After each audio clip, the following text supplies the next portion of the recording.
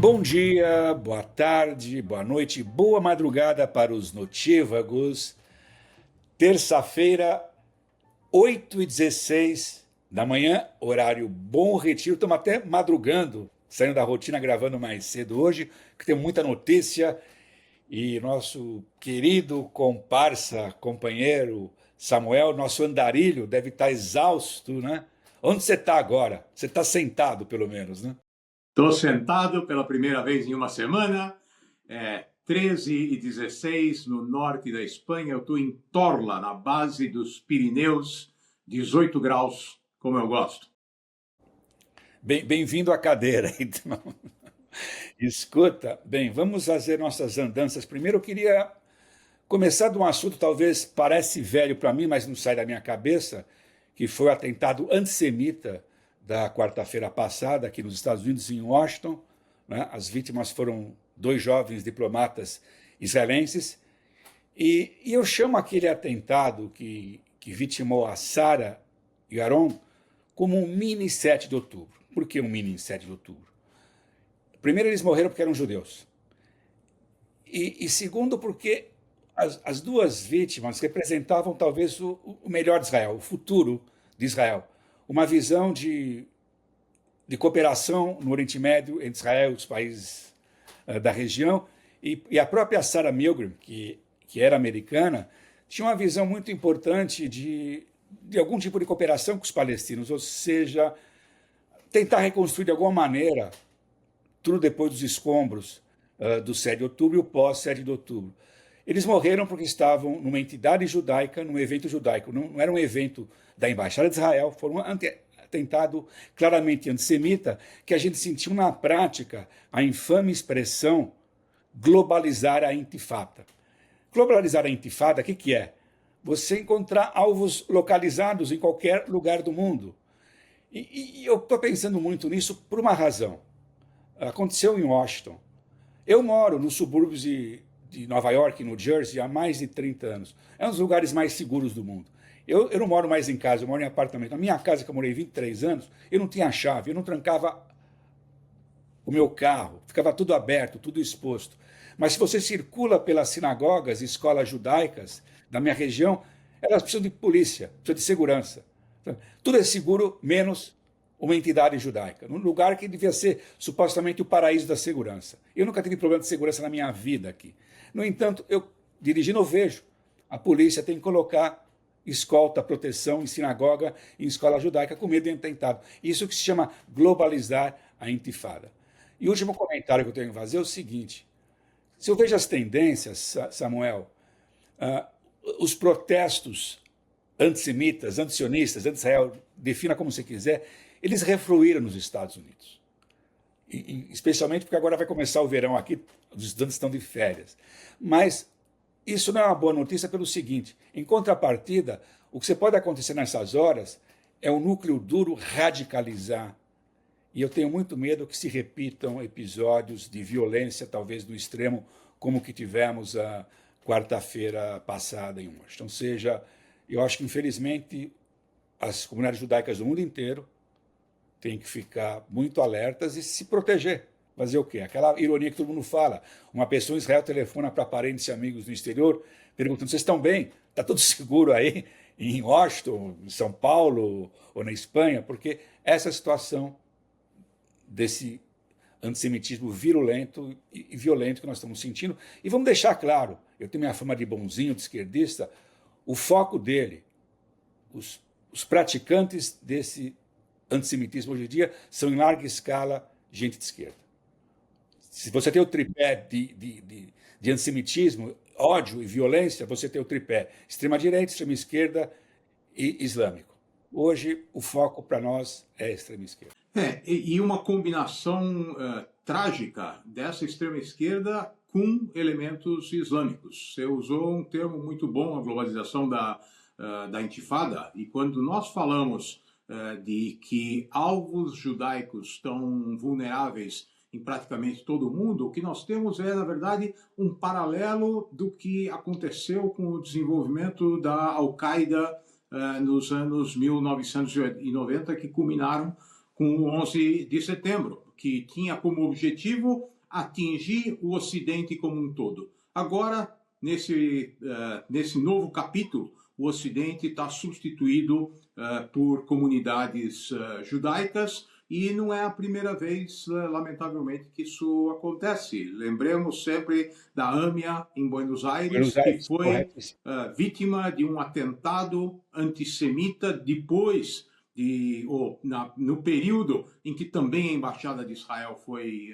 atingida. Mas a comunidade judaica representa um alvo potencial e nós todos estamos vulneráveis, sem dúvida nenhuma, num período em que países árabes no Oriente Médio estão normalizando as relações com Israel. Então é muito curioso como acontece esse caminho paralelo de um mundo árabe que sempre propôs a extinção de Israel, sempre lutou pela extinção de Israel, agora, de alguma forma, se aproxima, enquanto que esses elementos antissemitas ao redor do mundo estão atacando comunidades judaicas. O que eu temo, no caso de Buenos Aires, em 94, foi uma ação organizada, Irã, Hezbollah. Nesse caso, o que nós vimos, as investigações têm que circular, desenvolver ainda, são o que chama de franco-atiradores. É o famoso lobo solitário. Então, como você investiga? De repente, é uma coisa tão irônica. Você pega o cara da Sarah Milgram, a diplomata assassinada nesse atentado semana passada, ela é do interior dos Estados Unidos, de Kansas City, uma cidade do interior. Ironicamente, anos atrás, houve um atentado contra a sinagoga da cidade dela. No caso, na época, era ironia, eram supremacistas brancos. E com esse atentado, na ocasião, não mataram nenhum judeu. Foram pessoas do local que foram assassinadas nesse atentado. Ou seja, a vida dela é um karma. A comunidade dela escapou, foi vítima de um atentado antissemita de extrema-direita e agora ela é vítima desse aloprado. E eu aprendi uma coisa, não dá o nome dessas pessoas. Sim. Os responsáveis. Nunca dou o nome, coloca foto, não dá visibilidade. E deve servir de alerta para todos nós. Temos que prestar atenção no que está acontecendo no nosso entorno.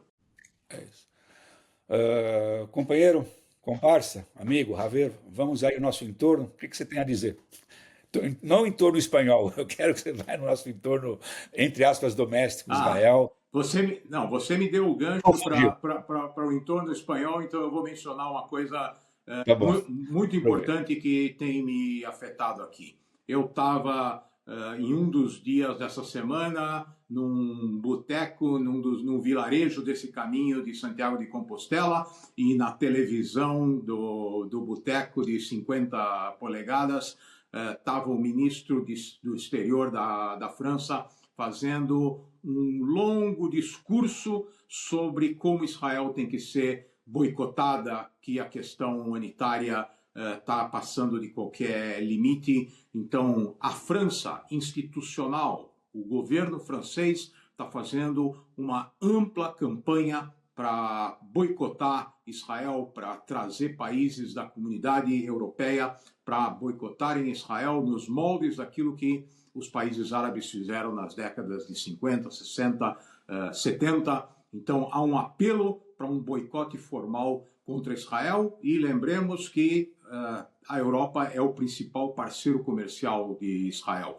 Os Estados Unidos são muito importantes, mas em termos comerciais a Europa é o principal parceiro comercial. Portanto, estamos caminhando da maneira como conversamos com o Diogo na semana passada, estamos caminhando para uma situação muito complicada e estamos vendo que não há nenhuma mudança na postura israelense, portanto as coisas tendem a piorar, e o Diogo me contradisse na semana passada quando eu disse nada mudou, e ele me diz as coisas sim estão mudando, mas quando nós olhamos para o dia a dia do que acontece na faixa de Gaza. Nós temos aumento e diminuição de intensidade do conflito, mas, em princípio, realmente nada mudou. Alguma ajuda humanitária, elementos de transferência da população palestina para um ou outro setor da faixa de Gaza, mas nós estamos vendo um atoleiro do qual, por enquanto, não há nenhuma saída. Enquanto isso, infelizmente, os soldados israelenses jovens de 20 anos continuam morrendo todas as semanas. Há uma mudança que eu acho importante na frente diplomática europeia. Você mencionou o caso da França, que foram os 3 países, e a Espanha, são os países que são sempre alvejados por Israel, por suas atitudes. E o Dermer, o assessor do Netanyahu, inclusive, segundo relatos da imprensa, também lançou uma contraofensiva meio maluca, dizendo para os países europeus: olha, se vocês reconhecerem o Estado palestino, nós vamos anexar partes da Cisjordânia. Sabe? Fica uma guerra diplomática, com um pouco de bravata, que eu acho perigoso. Mas o ponto que eu quero destacar aqui não são as críticas e a mobilização dos chamados suspeitos habituais, como França ou Espanha. Número 1, Giorgia Meloni, primeira-ministra da Itália, criticando Israel. É uma coisa muito rara. O governo holandês, que é um governo que tem um partido de extrema-direita, muito próximo do Netanyahu, do Wilders, criticando Israel. E o mais importante de tudo, obviamente, a Alemanha. O que aconteceu segunda-feira, o novo primeiro-ministro alemão, Merz, realmente criticar Israel de forma incisiva, como ele criticou, é uma coisa muito rara. E os ingleses? E os ingleses? Os ingleses também. Ou seja, mas os ingleses depende do governo que está no poder, os trabalhistas são mais críticos do que os conservadores, mas o ponto é isso aqui, é o conjunto da obra. Sabe? O isolamento diplomático de Israel na Europa, e você lembrou o ponto correto, sabe?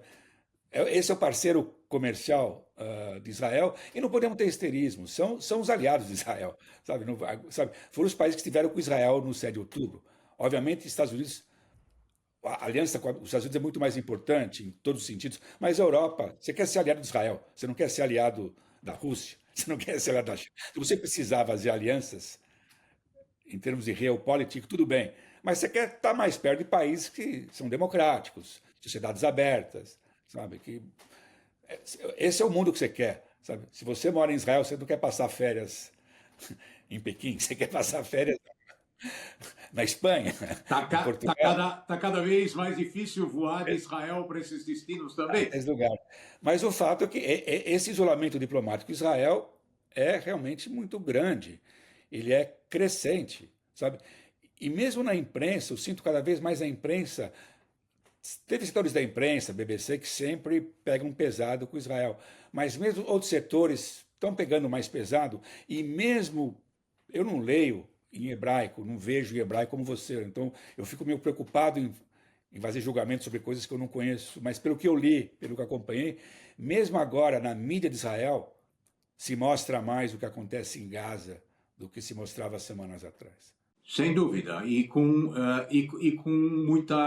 muita crítica de elementos da mídia que antigamente estavam restritos a um jornal como a Haaretz, por exemplo. Correto, é isso que eu queria falar para você. Você tem acesso em inglês ao Jerusalem Post e dá para perceber nitidamente que o posicionamento do Jerusalem Post também está apresentando essas críticas à ideia de que não há o que ganhar significativamente com a continuidade da guerra. Aquela velha discussão dentro da sociedade israelense de que a pressão sobre o Hamas poderia trazer a libertação dos reféns. Por enquanto, isso não aconteceu. Houve relatos de reféns que disseram abertamente que um dos maiores temores deles, enquanto estavam presos, eram os ataques israelenses. Mas, de novo, nós não temos aqui capacidade para fazer essa avaliação. Essa é uma questão que está sendo discutida dentro da sociedade israelense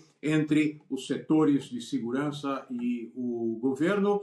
Agora, se o Netanyahu efetivamente está estendendo a guerra para, de alguma forma, se manter no governo, isso seria uma tragédia que Israel como país nunca viveu na sua história. Eu acho que tem que tomar cuidado para se meter literalmente nos intestinos da sociedade israelense, mas não há dúvida que o jogo do Netanyahu, que é como a gente chama, o mágico, a capacidade dele de fazer malabarismos e acrobacias, é muito claro nesse ponto. Ele quer, ao mesmo tempo, contentar o Trump, que também está pressionando, e os setores de extrema-direita da sua coalizão de governo. Então, ele quer tentar fazer a média com os dois lados. Obviamente que, em umas horas dessas, se você não é hábil, ele é um cara hábil, você toma chumbo dos dois lados também. Ele pode safar, talvez ele saia ileso. E o projeto dele é enrolar pelo menos mais uns 2 meses até o recesso parlamentar, e seguramente aí não tem chance de ter uma eleição antes que já não tinha de qualquer jeito, antes de 2026. Mas ele está tentando empurrar com a barriga, ou chutando a latinha, como se diz em inglês, pela estrada, com o Trump. Que as pressões do Trump são muito malucas, né? Porque de um lado ele está pressionando Israel e também, ao mesmo tempo, tem um jogo muito ambíguo sobre o Irã. A ponto que é tão ambíguo o jogo sobre o Irã que os países europeus que a gente mencionou, que querem isolar Israel nessa questão de Gaza, estão alertando o Trump para não ser enganado pelo Irã nas negociações nucleares. Então, se você pegar esse xadrez, as peças são muito fluídas, o papel de cada ator. Os europeus são mais duros agora sobre o Irã, o Trump é mais mole, né? E o Netanyahu, de repente, que contava quase de forma canina, como um cão fiel ao Trump, está meio perdido nesse jogo. Para onde é que vai o Trump nessa questão do Irã e também, obviamente, dessa questão de Gaza, essa pressão crescente dele para acabar a guerra. O negócio do Trump é acabar a guerra. Como ele quer acabar a guerra na Ucrânia e de repente descobre, o Putin está me enganando. Como está surpreso? Ele está surpreso com o Putin.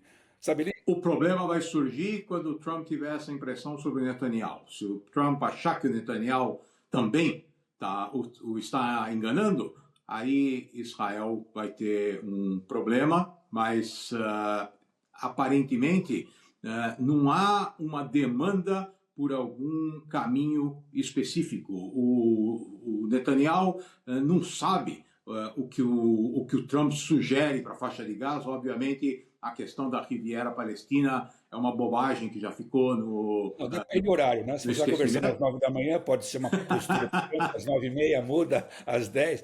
Ele vai fazer um tweet mudando de opinião sobre tudo. Então, a gente continua refém, né? A gente continua refém dos caprichos do Trump. Mas a questão mais premente é realmente o que o Irã vai fazer com o enriquecimento de urânio, porque isso é o que ficou na pauta da negociação e a discussão em relação à permissão para ter algum urânio enriquecido, que é uma questão de honra para os iranianos, e a questão de continuar enriquecendo esse urânio até níveis que permitam produzir uma bomba nuclear. E aí, pelo menos o que eu tenho acompanhado ao longo das últimas 2 semanas, não houve absolutamente nenhum movimento, nenhuma novidade. Eles estão, da mesma forma como em Gaza, eles estão parados no impasse entre permitir que o Hamas, de alguma forma, mantenha algum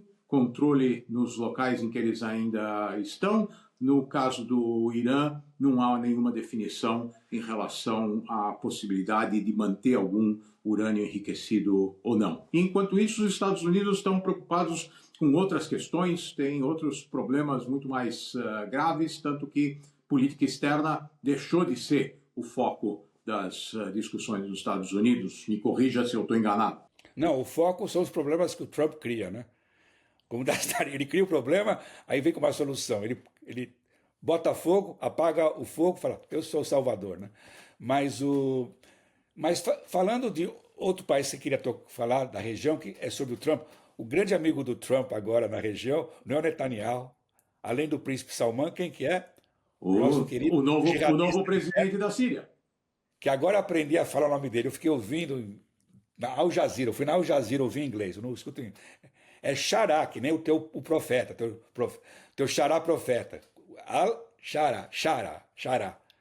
Não é Xará, é Xará. Eu prefiro usar Al-Julani, que era o nome dele é o nome de guerra dele como terrorista, como fundamentalista islâmico, como membro das organizações fundamentalistas como a Irmandade Muçulmana, porque enquanto não houver alguma prova cabal de que esse alinhamento terminou, eu acho que deve haver muita preocupação. Mas os americanos já tomaram decisões, deram voto de confiança para ele, eles suspenderam sanções. Eles suspenderam sanções contra o país, Caio, mas a organização continua na lista de organizações terroristas. Então, eles estão tomando cuidado com o avanço e os israelenses estão olhando para o que eles fazem no terreno, estão olhando para como eles tratam as minorias curda, drusa e cristã, eles estão olhando para onde vão movimentos de tropas dos sírios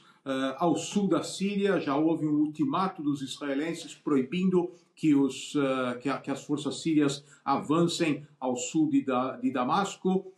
Nós mencionamos aqui a questão do Eli Cohen, o famoso espião israelense. Os sírios fizeram um movimento de boa vontade, mandando todos os arquivos que supostamente estavam disponíveis para que Israel entendesse o que aconteceu naquele período. Se devolverem o corpo do Eli Cohen para Israel, aí sim nós vamos ter um sinal muito forte de que esse governo sírio quer de alguma forma colaborar, mas isso vai levar a um impasse, porque colaborar com os sírios no final do processo teria que significar devolver o Golan para a Síria, da mesma forma como o Sinai foi devolvido para o Egito. Isso é condição sine qua non para a legitimidade desse governo sírio, e isso vai colocar Israel numa situação geopolítica muito complicada. Mas o Trump, nesse momento, ele é muito transacional e simplista. Ele, basicamente, ele fez um favor para a Arábia Saudita e para a Turquia, que querem, de alguma maneira, patrocinar esse novo governo. E ele está fazendo a parte dele, não só em termos desses acenos importantes, como nos arquivos do Eli Cohen, mas nesse momento, o Golani, como você chama, ele tem a barba mais aparada, mais bem aparada do que a tua e a minha. Isso, e um terno que eu nunca vou usar. E o terno dele é muito mais elegante do que nossas roupas, sabe? Então ele está fazendo a parte dele, como marketing, como habilidade política. Eu acho que ele é um ator político que está sabendo jogar muito bem.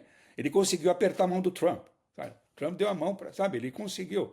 O cara que, de uma organização terrorista, deu a mão para. Tudo bem, todo mundo dá a mão para todo mundo.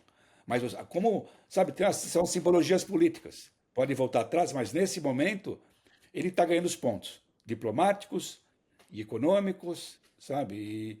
E eu vejo Israel perdido, suspeito, com medo, mas, sabe, meio na contramão do que estão indo os americanos, europeus e países árabes, ou seja, mais um foco que torna ostensivo o isolamento diplomático de Israel nesse momento. Depois de tudo aquilo que eu comentei semana passada, depois de todas as vitórias estratégicas que Israel teve, com o Hezbollah, com o Irã, sabe?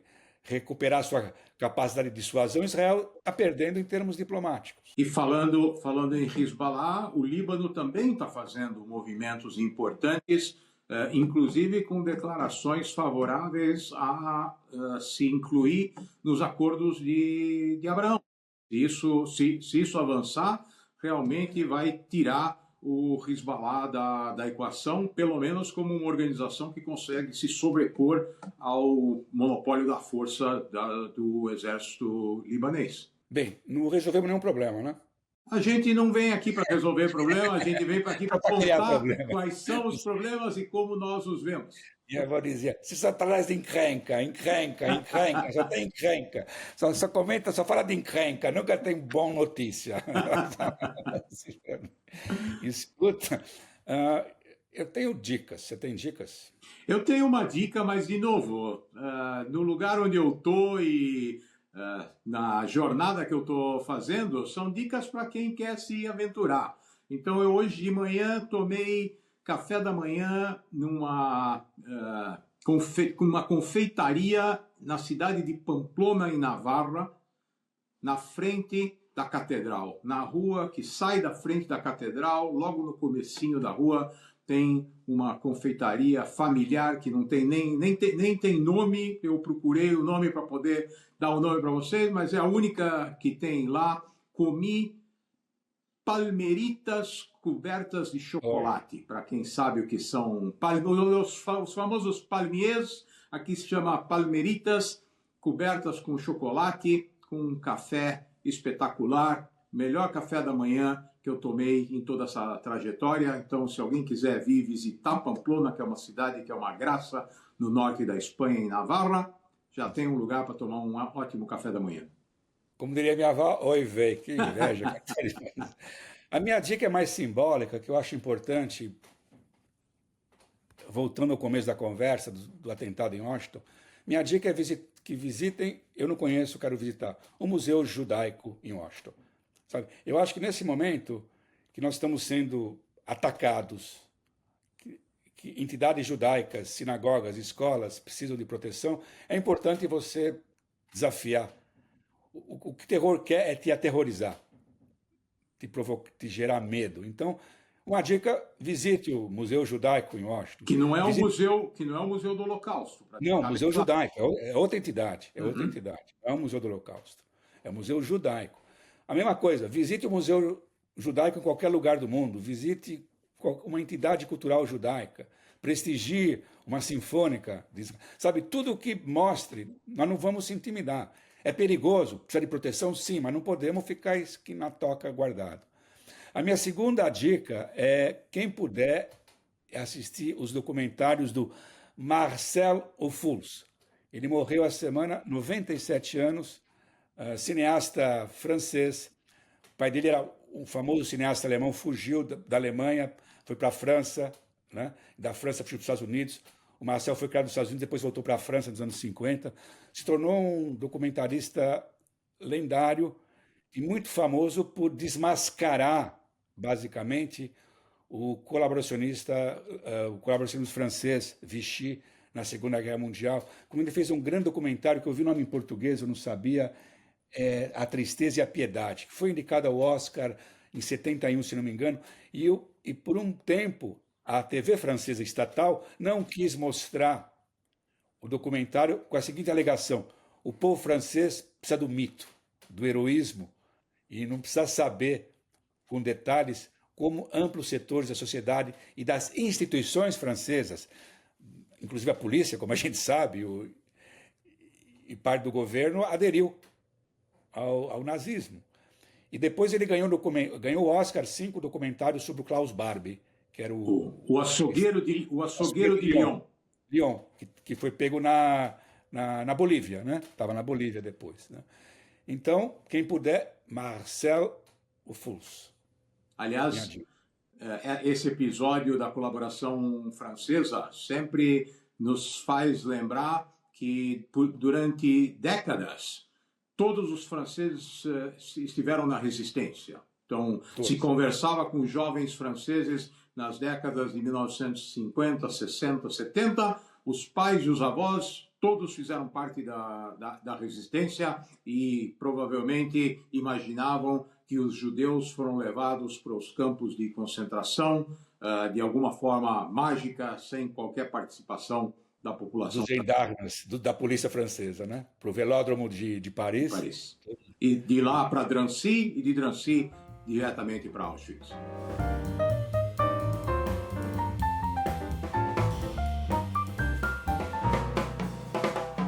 Escuta, nas nossas premiações, eu não estou de mau humor, bom humor, mas eu vou dar um mau retiro. Você quer dar primeiro ou eu dou primeiro? Não, o mau retiro é minha prerrogativa, então... Mas eu vou ocupar o teu terreno. Vai ter muito mau retiro hoje, então, e eu vou dar o mau retiro justamente para esses governos europeus que se negam em reconhecer que tem que haver algum tipo de equilíbrio nas críticas a Israel. Pode ser que a guerra está se prolongando mais do que deveria, mas os governos europeus deveriam ter a honestidade intelectual de reconhecer que o 7 de outubro foi causado pelo Hamas e que a pressão para que a guerra termine tem que ser exercida, no mínimo, da mesma forma sobre o Hamas como sobre Israel. Mau retiro para tudo que a gente está vendo como expressões negativas dos governos europeus. Eu vou dar primeiro um rápido bom retiro dentro do meu tema de hoje. Eu quero dar um bom retiro para todos os jovens diplomatas de Israel. Sabe? Que sigam... Para os mais velhos, não, coitados? Não, eu quero dar o exemplo dos mais jovens. Os mais velhos eu ia dar um mau retiro. Se você quiser, eu dou um mau retiro para o embaixador de Israel nos Estados Unidos, que fez um papelão, não é? Não sei se você acompanhou. Ele está tomando uma bronca da chancelaria. Ele deu uma entrevista aqui nos Estados Unidos, eu esqueci o nome do cara agora, Leiter, eu acho que ele chama, dando um cacete na oposição de Israel, sabe? O cara é o embaixador de Israel. Ele foi, claro que ele foi do meu estado. O teu papel como embaixador não é tomar partido do governo, é defender a política de Estado. Então ele foi chamado... Devia estar fazendo média com o Netanyahu. Não, mas não se faz, ele é um cara do Netanyahu. Sabe? Tudo bem, diplomatas nesses cargos importantes, Estados Unidos, tudo bem, sabe? Não estou discutindo isso, mas ele foi chamado pela diretor-geral da chancelaria. Então, por isso que eu não quero dar para os mais velhos. Mas estou brincando. Eu queria dar como exemplo os jovens diplomatas, sabe? Exemplos da Sara e do... Mas o meu mau retiro, eu vou ser muito provinciano, como se diz isso, paroquial, não é? Um cara que eu conheço, eu já pedi emprego para ele, foi um grande jornalista, Ricardo Noblat. Eu fiquei horrorizado, não sei se acompanhou, várias entidades judaicas estão protestando contra o que ele escreveu no domingo. Ele escreve, eu acho que no Metrópolis agora, o site Metrópolis, tem uma coluna, um monte de coisa, fazendo aquela coisa insuportável. Gaza é Auschwitz. Israel é o novo nazismo, sabe? Os nazistas tinham fornos crematórios. Os israelenses estão incendiando Gaza.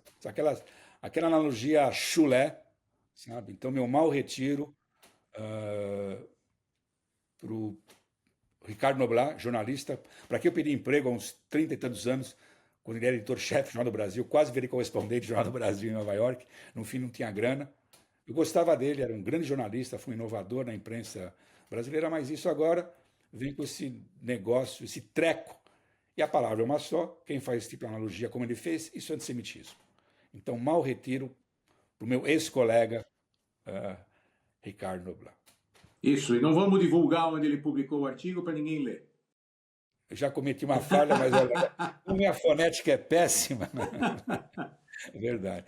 Mas todo mundo ele foi denunciado por várias entidades, inclusive Stand With Us, a CUNIB, todo mundo. Mas tem razão, você me deu bronca, mau retiro para o Caio Blinder. Ok, mas hoje eu vou fazer o teu papel, Caio. Estamos com quase 33 minutos, estourando Exato. O nosso Exato. Tempo.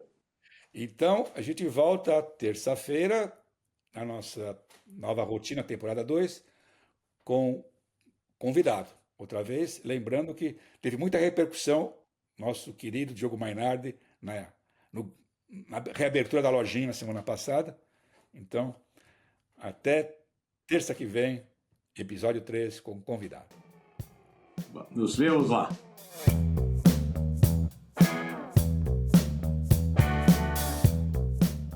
O podcast Levante é uma produção da Stand With Us Brasil. Captação e edição, Rafael Burman. Direção e finalização, Dinho Lima. Identidade visual, Camila S. Kuckerman.